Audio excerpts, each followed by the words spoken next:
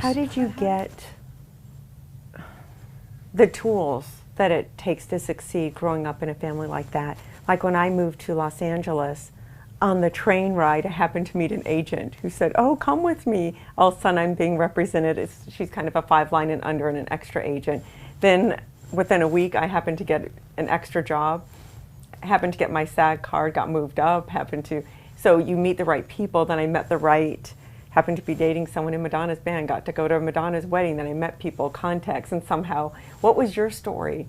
When you came here, who did you meet? How did you create? Did you know you wanted to be a publicist? How did that happen? I knew that I wanted to, I knew a couple of things. I knew that I found the entertainment industry very, very appealing and alluring. I knew that I wanted to eat. I knew that I didn't want to be homeless. And I also knew that I wanted to somehow become what my version of relevant was.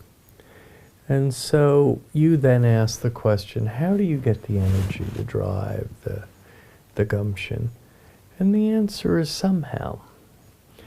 You know, when fear and pain are profound teachers in life. I told you, I revealed to you my mom was an alcoholic. I know a good deal about addiction. Not that my addictions work. I don't drink or take drugs. But, you know, I know a lot about addictive behavior. And I know you do too. Mm-hmm. And what would an alcoholic do to get a drink? Well, anything. And they try the front door, the back door, the side door, the chimney. And let me tell you another little secret. My alcoholic friends don't want a drink tomorrow. They want one today. There's a fierce urgency to now when you're engaged in something that you're deeply, deeply committed to. And so I was able somehow, I don't really even know how, to create that fierce urgency of now around my work and my success. But how did you start? How did you become a publicist? I know early on you got clients like Michael Jackson. That doesn't just fall in your lap. Not in the beginning, it doesn't. Yeah, but, so how did you manage that? What were your steps for anyone listening and they're coming to LA and they've got alcoholism in their family, they don't know which way to go, they're overwhelmed, they're broke? Well, let me first tell you, my alcoholic and overwhelmed and broke friends some surprising good news, which is all of those disadvantages that you mentioned, overwhelmed, broke, disadvantaged, all of those things that so clearly appear to be impediments or disadvantages, ironically, paradoxically, over time, can often turn out to be advantages. Now, isn't that interesting? One might say, really? Could you tell me exactly how being broke in Los Angeles is an advantage? Sure. You're hungry. You're hungry. And when you're hungry and you're determined, you do a lot of things that people who are less hungry and less determined can and are willing to do. So, disadvantages can strangely become advantages. Mm-hmm. I know it sounds paradoxical, but so much of life in the end is paradoxical. Yes. That's the crazy part. So if you're sitting here watching this right now,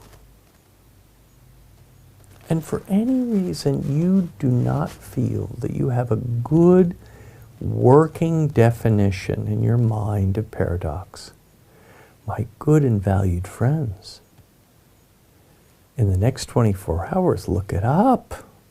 Because you can learn so many things in life that don't require an understanding of paradox. You can learn how to make a Chinese chicken salad. It doesn't require an understanding of paradox.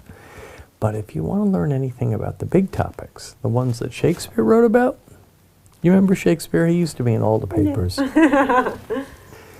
Well, then you better know paradox, because all the big topics are rich and pregnant in paradox. Life and death and God and joy and sorrow and pain and love. These are all topics that are very saturated with paradox. So the paradox, getting back to the point of disadvantage, disadvantage can be an advantage. And good times cause bad policies. So if you're affluent and attractive, as so many people who come to this town are, you appear at first glance to be terribly advantaged. But in the end, that advantage may turn out to be a disadvantage. That is the same in high school. I would say, and I know I go out on a limb in this way, I would say that if you're a young person watching this, and by young I mean maybe, I don't know, under 25, maybe even under 30, but let's say 25. If you're a young person, 25 or under, watching this right now, and you're from a advantaged home or a prosperous home, I mean upper middle class, and you happen to also be physically attractive, particularly a woman, I would argue that paradoxically you may have in those two items two strikes going against you.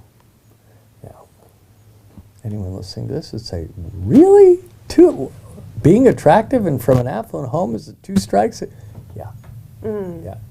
Isn't that interesting? I don't expect everyone's going to agree with me, but I'd ask you to think about it. And if you come from a home where there isn't advantage, and maybe you aren't as physically attractive, well, there's some possibility that those things will forge in you something